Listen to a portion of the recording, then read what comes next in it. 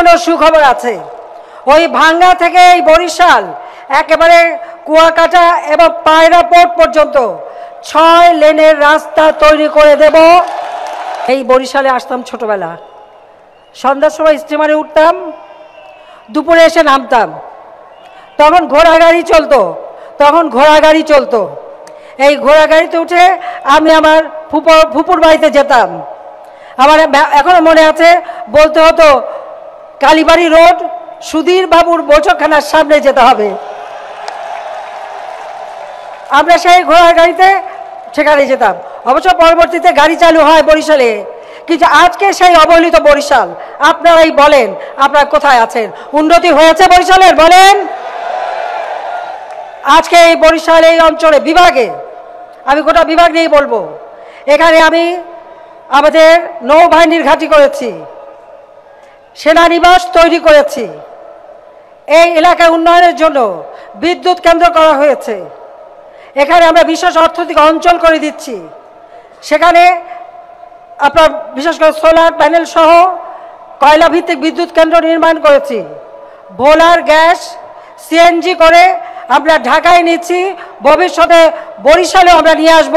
শিল্প কারখানা যাতে গড়ে ওঠে তার ব্যবস্থা করব। আমরা এদেশে এই বরিশাল এক সময় ছিল শস্য ভাণ্ডার।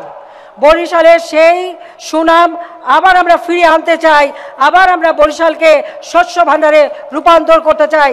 তার জন্য এই অঞ্চলে খাদ্য সংরক্ষণের জন্য আমরা সাইলো নির্মাণ করে দিচ্ছি। এখানে এখানে আমরা প্রত্যেকটা বিভাগে একটি করে মেডিকেল বিশ্ববিদ্যালয় করব।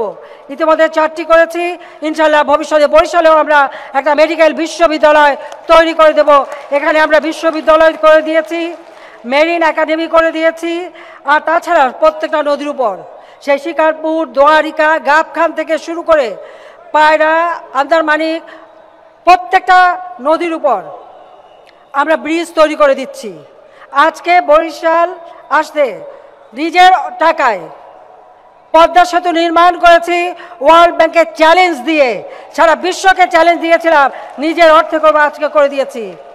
পদ্মা সেতু করার সাথে সাথে আজ সেই ঢাকা থেকে ভাঙ্গা পর্যন্ত আমরা রাস্তা করে দিয়েছি। কেমন রাস্তা আপনারা দেখেন, ওখানে চললে মনে হবে বাংলাদেশ না কোনো উন্নত দেশে আপনারা যাচ্ছেন, তাই কিনা বলেন? আপনাদের জন্য সুখবর আছে। ওই ভাঙ্গা থেকে এই বরিশাল একেবারে কুয়াকাটা এবং পায়রা পোর্ট পর্যন্ত 6 লেনের রাস্তা তৈরি করে দেব। ইতিমধ্যেই আমাদের ভূমি অধিগ্রহণের কাজ শুরু হয়ে গেছে। আমাদের এশিয়ান ডেভেলপমেন্ট ব্যাংকের সাথে আমাদের আলোচনা হয়েছে, আমরা সেখান থেকে অর্থ নেব এবং এই বরিশালে আর কোনো কষ্ট থাকবে না, দুর্ভোগ থাকবে না। এই রাস্তাও আমরা সেই আধুনিক রাস্তা তৈরি করে দিয়ে চলার পথ সহজ করে দেব। আমরা আজকে বিচার মামলা, এই বরিশালে খুব বেশি মামলা হয়, ভার্চুয়াল কোর্ট করে দিয়েছি, অর্থাৎ ডিজিটাল কোর্ট।